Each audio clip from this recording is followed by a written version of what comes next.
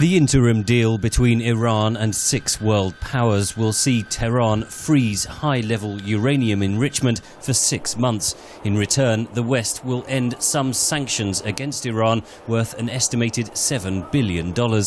Mark Fitzpatrick of the International Institute for Strategic Studies says Iran wants to make the deal work and so will allow inspectors in. The International Atomic Energy Agency, which has people in Iran almost every day, will be able to go to the declared facilities, count centrifuges, and know exactly whether or not Iran is meeting its obligations under the deal.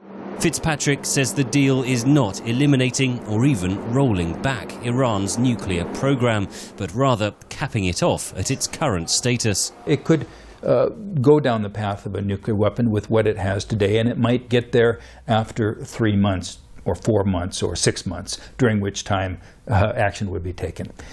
What this deal does is at least freeze that period of time so that time doesn't get shorter.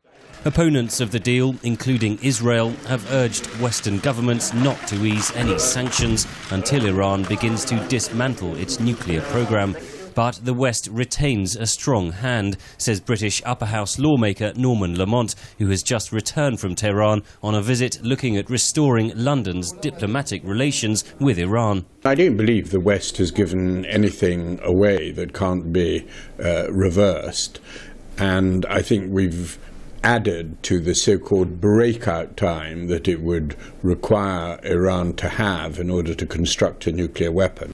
Relations between Iran and the West have thawed since Hassan Rouhani won the presidency last year, but many analysts say the reins of power really lie with Iran's supreme leader Ayatollah Ali Khamenei, and it is he who will decide the future course of any comprehensive agreement.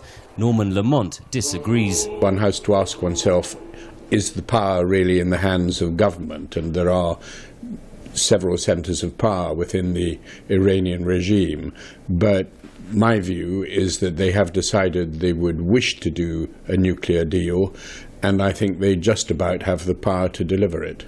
The breathing space created by the deal is crucial, says Mark Fitzpatrick. The aim of these next 6 months is to work toward a comprehensive deal that would provide the world with greater confidence that Iran would not be able to rush for a nuclear weapon. Some US lawmakers want to impose further sanctions on Iran over the nuclear program, but analysts say any such measures would likely sink the interim deal and trigger retaliation by Tehran. Henry Ridgwell for VOA News, London.